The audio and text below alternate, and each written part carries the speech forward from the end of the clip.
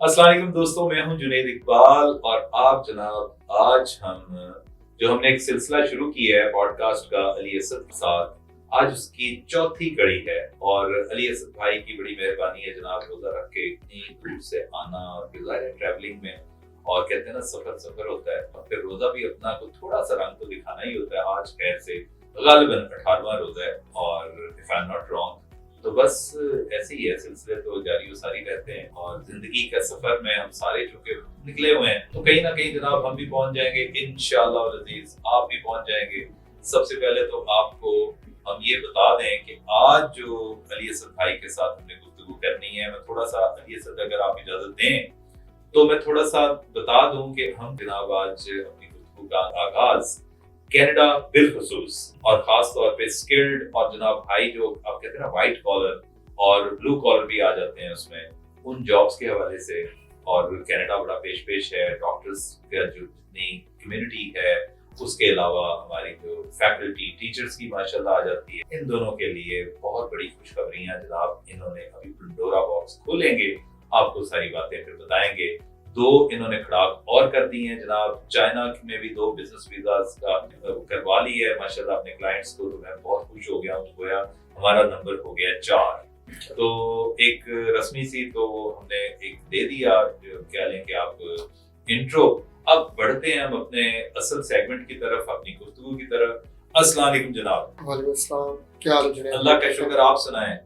ये रोजे जैसे जैसे आगे बढ़ गए हैं आपका चेहरा ज्यादा नूरानी होता जा रहा है माशाल्लाह। Thank you sir. क्या बात है, आज बड़े प्यारे लग रहे हैं, ऊपर से नया सूट, नए जनाब रंग, क्या बात है जनाब। हम तो नीचे गए थे, इनको बैठा देख के बहुत खुशी हुई जिस तरीके से माशाल्लाह इनकी क्लाइंट के साथ डीलिंग है, इतनी मोहब्बत और प्यार के साथ। मैं वैसे आपस की बात है तो बहुत ज्यादा तारीफें इसलिए भी नहीं करता हूँ कि ਅਸੀਂ पहले भी बढ़िया तारीफा कर चुके हैं, तो फिर हमारी तारीफों का वो जो एक क्रेडिबिलिटी होती है ना, वो भी डाउटफुल हो जाती है। एनीवे जनाब, ओवर टू यू, बताइए जनाब अपने दर्शकों को, अपने नाज़रीन को कि क्या सिलसिले हैं, कहां तक हम पहुंचे। उसमें पाकिस्तान से लोग जिस तरह बाहर जाने के लिए इस वक्त काफ़ी कोशिश कर रहे हैं और स्पेशली जो पढ़ा लिखा तबका है वो इस रेस में सबसे आगे है। अनफॉर्चुनेटली लैक ऑफ इंफॉर्मेशन या नॉलेज की वजह से वो जिस ट्रैक को फॉलो करने की कोशिश कर रहे हैं वो है वर्क परमिट्स। हालांकि इससे बहुत बेहतर ऑप्शंस अवेलेबल है। कनाडा को आप सबसे पहले यू हैव टू अंडरस्टैंड कि दुनिया में कुछ कंट्रीज हैं जो कि चलते इमिग्रेंट्स के बेस पर, अगर इमिग्रेंट्स नहीं आएंगे तो वो कंट्रीज की इकॉनमी जो फ्लैट हो जाएगी। मजाक के तौर पे मैं ये अक्सर कहता होता हूँ कि जी इन ममालिक के अंदर जो बुजुर्ग लोग हैं इनकी जिंदगी बहुत लंबी होती हैं, शायद वो प्रॉक्सी लग गई और ये अभी तक जिंदा है, लेकिन ये तमाम बेनिफिट्स भी ले रहे होते हैं, पेंशन भी ले रहे होते हैं। अब ये सारा सर्कल चल रहा होता है जो मौजूदा लोग बैठे हुए हैं जो टैक्स पे कर रहे हैं उनके पैसों से। अगर मौजूदा लोग टैक्स पे नहीं करेंगे तो इनका पूरा सिस्टम जो क्लैप्स कर जाएगा। तो इस वक्त कनाडा के अंदर, ऑस्ट्रेलिया के अंदर और यूरोप के अंदर, क्योंकि यूरोप इस वक्त एक इमिग्रेंट कंट्रीज तो नहीं है, यूरोप से मुराद में स्पेशली शेंजन जोन के जो टॉप कंट्रीज हैं उनकी बात कर रहा हूँ, चाहे इटली हो जाए, जर्मनी हो जाए, स्पेन हो जाए, पुर्तगाल हो जाए, ये सब इस वक्त जो है ना नेगेटिव आपको पता पॉपुलेशन है वहां पे, उसकी वजह से इन्हें यंग ब्लड चाहिए। अच्छा, अब मुख्तलिफ ममालिक मुख्तलिफ तरीके से लोगों को अट्रैक्ट कर रहे हैं कि पढ़े लिखे लोग आए और वो डायरेक्ट आए, ना कि ये वर्क परमिट्स पे आए। उसके लिए कनाडा को आज हम स्पेशली डिस्कस करेंगे, यूरोप को हम नेक्स्ट सिटिंग में इंशाल्लाह डिस्कस करेंगे। कनाडा ने ये किया है कि इस वक्त हर मुल्क अपनी एक लिस्ट बनाता है कि जी फ्यूचर में उन्हें कौन कौन से शॉर्टेज है, यानी ऑक्यूपेशन की एक लिस्ट बना लेता है कि जी हमें नियर फ्यूचर में ये लोग चाहिए। कनाडा ने इस वक्त जो सबसे ज्यादा फोकस है वो डॉक्टर्स पे और टीचर्स पे है। अच्छा, अब एक्सप्रेस एंट्री का लोगों के ज़हन में फौरन आएगा जी उसका तो स्कोर ही नहीं पूरे होते, हम तो उसमें फॉल ही नहीं करते, 500 से तो नीचे आए नहीं पिछले 3 सालों से। अगर हम देखें जब से 2022 में रीस्टार्ट हुआ है तो 500 से नीचे नहीं आया स्कोर। अच्छा, अब कनाडा ने आसानी पैदा ये की कि जेनरिक के अलावा उसने कहा जी हम लोग NOC code base, for example अगर डॉक्टर है तो डॉक्टर के अलग नॉक कोड कर दिया, नर्स हैं, टेक्नीशियंस हैं जो कि हॉस्पिटल में लैब टेक्नीशियंस हैं, ऑपरेशन थिएटर टेक्नीशियंस हैं, इन सब के लिए उसने अलग से नॉक कोड बेस कर दिया। अब वो ये कर रहा है कि जनरल ड्रॉ तो कर ही रहा है, प्लस जो लोग उसको चाहिए उनके नॉक कोड स्पेसिफिक भी कर रहा है। इसी तरह डिफरेंट जो प्रोविंसेस हैं, पीएनपी जिसे हम कहते हैं प्रोविंशियल नॉमिनी प्रोग्राम्स, उनके अंदर भी मेडिकल के जो रिलेटेड पैरामेडिक्स हैं इनकी बहुत ज्यादा डिमांड है। अगर आप किसी सूबे में सिलेक्ट हो रही तो 600 नंबर आपको डायरेक्ट मिल जाता है एक्सप्रेस एंट्री में, आप श्योर शॉट आपका नाम आना है। नहीं है तो नॉक कोड बेस्ड ड्रॉज हो रहे हैं। नॉक कोड बेस्ड ड्रॉज जो है वो कुछ प्रोफेशन में तो 386 तक गए हैं, कहाँ 500 कहाँ 386 स्कोर। अच्छा, जो सबसे मजेदार बात ये डॉक्टर्स हो जाए, इंजीनियर्स हो जाए या लॉयर्स हो जाए, इनके लिए इनकी जो फील्ड के अंदर वहाँ की जो अथॉरिटीज होती हैं, बॉडीज होती हैं, उनसे रजिस्ट्रेशन बड़ी जरूरी है। जैसे पाकिस्तान में अगर कोई डॉक्टर है तो वो पाकिस्तान मेडिकल एसोसिएशन से रजिस्टर्ड जब तक नहीं होगा सर वो प्रैक्टिस नहीं कर सकता। इसी तरह कनाडा ने इसमें आपको रियायत ये दी है कि वो कहते हैं जी आप इसको छोड़े रजिस्टर होने को, अभी आप सिर्फ ECA यानी एजुकेशन क्रेडेंशियल असेसमेंट करवाएं। वहाँ पे डिफरेंट 7 बॉडीज हैं जो आपकी करती हैं, जैसे उसके जरिए आपने अप्लाई करना है। आपको वहां से जो ही वो आ जाए एजुकेशन क्रेडेंशियल असेसमेंट, उसकी बेस पर आप अपना प्रोफाइल बनाएं। प्रोफाइल बनाने की बेस पर आप ड्रॉ उसमें आ जाएंगे पूल में। नॉक कोड आपने सिलेक्ट करना है जो भी आपसे, इसमें आप जैसे मैं फिजियोथेरापिस्ट भी हो सकते हैं, साइकेट्रिस्ट भी हो सकते हैं, डॉक्टर्स भी हो सकते हैं, सर्जन्स भी हो सकते हैं, पैरामेडिक्स भी हो सकते हैं, तो ये सारे लोग इसमें आ सकते हैं। तो ये सर एक बड़ी अच्छी अपॉर्चुनिटी है। आपने दोस्तों ये सुन ली है, बहुत डिटेल के साथ माशाल्लाह इन्होंने बताया है और मुझे बड़ी खुशी हो रही थी कि ये बहरहाल एक ओपनिंग है ना, एक अच्छी चीज है जो आपको बताई है। और एक और चीज मैं यहाँ बता दूं कि मुझे ये भी बता रहे थे प्रोग्राम शुरू होने से पहले कि आपने इसी तरह का ही ये जो हमारे लाइक टीचर्स वगैरह हैं, इनके लिए भी मतलब इस तरह का कोई सीन है, तो उस सिलसिले में भी हमारे दोस्तों की थोड़ी सी रहनुमाई करें कि वो कैसे हो सकता है। जी बिल्कुल, जो टीचर्स हैं वो भी कनाडा ने अभी इस वक्त जो है वो हाईली इन डिमांड है। इनके लिए अभी इसी 1 मंथ बैक इन्होंने एक नया अलहदा से नॉक कोड बनाया क्योंकि इस वक्त ये ऑक्यूपेशन इन डिमांड में आ गया। तो जो टीचर्स हैं, और इसके लिए बड़ा आसान क्राइटेरिया है, ये बहुत ज्यादा कोई क्राइटेरिया भी नहीं है लंबा चौड़ा, कम से कम 6 माह का आपका एक्सपीरियंस होना चाहिए। ज्यादा हो तो बेहतर, लेकिन कम से कम 6 माह का जरूर हो। आइल्स आपने किया हो, एज आपकी जो है वो होनी चाहिए जी 45 से कम होनी चाहिए।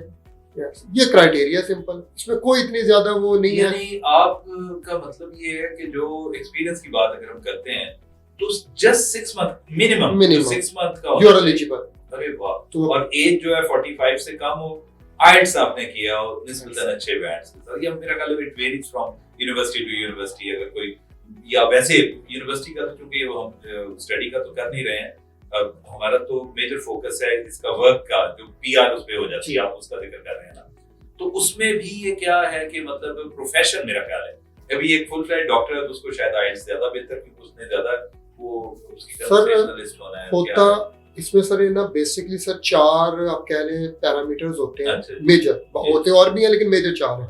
आपकी एज के मार्क्स हैं, उसमें डिफरेंट ब्रैकेट्स बनी हुई है, उस ब्रैकेट के तहत आपके नंबर आगे सर।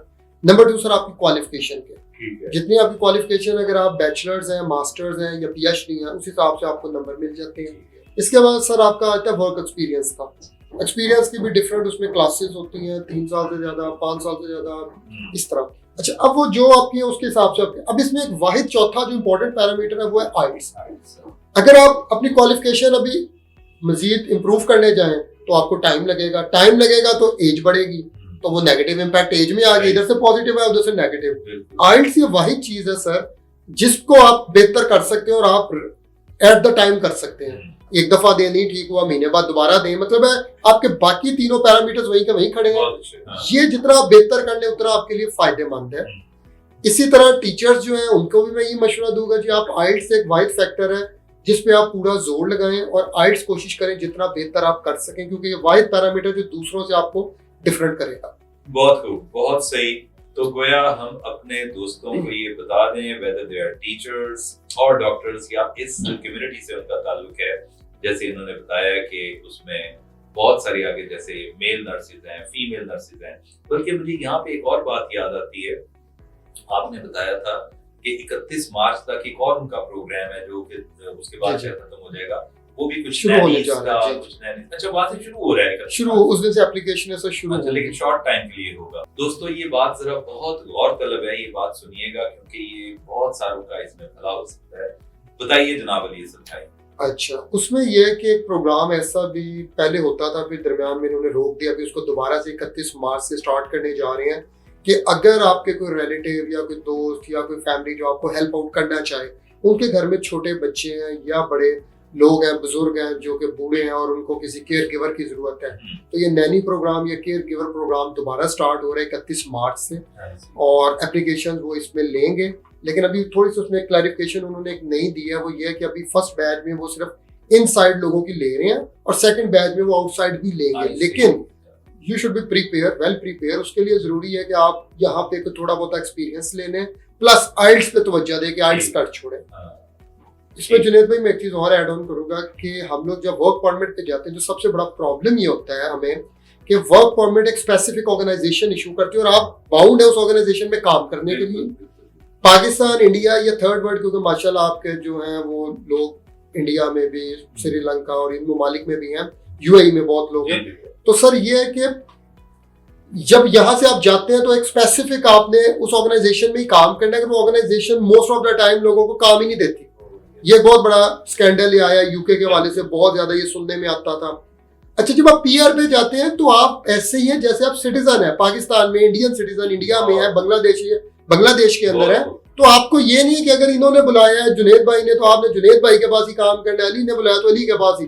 यू आर फ्री, आप यहाँ काम करें, वहां काम करें, जो मर्जी करें। इवन जैसे डॉक्टर्स जाते तो जाते साथ तो वो, क्योंकि उनके पास अभी वहां से जब तक रजिस्ट्रेशन नहीं है तो ऑफ कोर्स वो डॉक्टर के तौर पे काम तो नहीं कर सकेंगे, लेकिन वो कोई भी काम कर सकते हैं। तो बताने का मकसद ये है कि पीआर एक बहुत फ्लेक्सिबल है। अच्छा, मजे की बात, वर्क परमिट में बहुत कम ऑप्शंस होती हैं कि आप फैमिली को साथ ले जा सके। पीआर में तो डायरेक्ट फैमिली पूरी साथ जाती है और डे वन से साथ जाती है। तो पीआर की तरफ प्लीज आए, ना कि वर्क परमिट की तरफ जाएं। पीआर आपका एक वो पाथवे है जो आपको ए टू जी एंड तक लेके जाएगा। सारे बेनिफिट जो ही आप लैंड करते हैं सर, आपको सारे वो बेनिफिट मिलते हैं जो कैनेडियन सिटीजन को, स्वाय पासपोर्ट और वोट के। मेडिकल भी आपको मिलेगा, आपके बच्चों की फ्री एजुकेशन, बच्चों को जो फ्री वहां पे पैसे मंथली मिलते हैं वो भी मिलेंगे, मतलब हर वो सहूलत मिलेगी जो कैनेडियन सिटीजन को मिलती है when you are on PR. ले जनाब, हमारी आज की गुफ्तगू मेरा ख्याल है अब तक की, ये मेरी दानिश में मैं समझता हूँ इतनी टू द पॉइंट, इतनी आर्टिकुलेट तरीके से इन्होंने बताया, और मैं जाती तौर पर बड़ा अब मुझे खुशी भी हो रही है, क्योंकि आज अगर ये दीशान अल्लाह इनको हिम्मत दे, ये लगा देते हैं, तो आज फिर रात को यानी सहरी से पहले पहले जो तांता बंधना है लोगों का, जो क्वेरीज रेज होनी है वो मुझे ही पता है। और एक हमारी बाजी भी हैं, वो जनाब टोरंटो में रहती हैं, वो तो बस इस आड़ में होती हैं क्योंकि कनाडा से मतलब कोई चीज आए ना तो उन्होंने ठग करके फोन करना है और फिर हमसे गुफ्तगू करनी है। बेसिकली बाजी का ताल्लुक है मंडी बहाउद्दीन से, और आपको पता है मंडी बहाउद्दीन से बहुत ही इन्फ्लक्स है, एक बहुत ज्यादा मतलब वहाँ पे रुझान है लोगों का बाहर जाने का। तो खैर ये तो बात हो गई। तो मेरे ख्याल में इन्होंने जो आज की जो सबसे खूबसूरत बात की है वो ये है कि इंस्टेड ऑफ गोइंग फॉर और running after blindly after this what you call work permit, अब you should apply for, you should go for PR. जो पीआर होती है, पीआर में सिर्फ एक दो चीजों के अलावा आपको तमाम तर सहूलियात, तमाम तर आपको चीजें मिलती हैं। तो खास तौर पर एकेडेमिया और फिर खास तौर पर इन्होंने जनाब अली सद भाई ने जो बताया हमें, जो मेडिकल उसमें है, मेडिकल में बहुत सारी चीजें आगे खुलती हैं।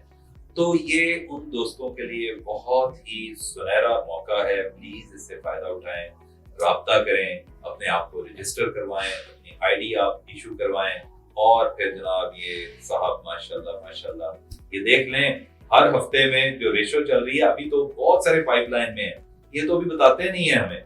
तो अभी 4 इन्होंने मेरा ख्याल एक हफ्ते में ही किया था, तो 4-5 दिनों में 4 बंदे, 2 यूके और 2 चाइना में इनके बंदों के वीजे लग चुके हैं, और अभी there are many in the pipeline.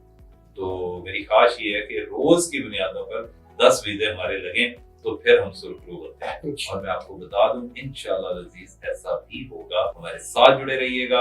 इंशाल्लाह आज का कनाडा नामा खत्म हुआ। कनाडा के हवाले से चूंकि बहुत क्वेरीज आती हैं, आज मुझे सही तौर पर समझ भी आई है, लेकिन these rules go on changing, ये कभी चेंज होते हैं, कभी फ्लेक्सिबल हो जाते हैं। आज की गुफ्तगू में लगा है कि थोड़े से for the time being flexible हुए हैं, हमें उससे फायदा उठाना है। अली असद भाई आपका बहुत बहुत शुक्रिया, आप तशरीफ लाए।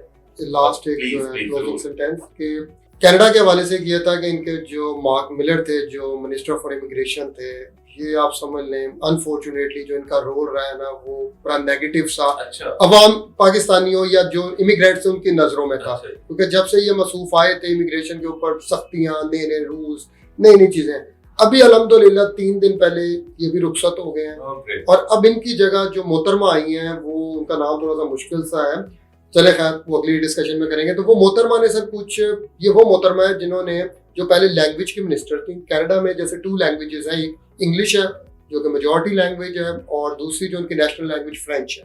तो ये बेसिकली ये वो मोहतरमा है जिन्होंने इमिग्रेशन के अंदर फ्रेंच का एक अलहदा से इमिग्रेशन का पूरा एक सिस्टम ऐड करवाया था। और ये बेसिकली एक्सपेक्टेड है कि जी ये मोहतरमा काफ़ी आसानियाँ पैदा करेंगी, लेकिन at the same time we have to understand कि कनाडा के अंदर आप इलेक्शन का जो है ना टाइम स्टार्ट होने जा रहा है।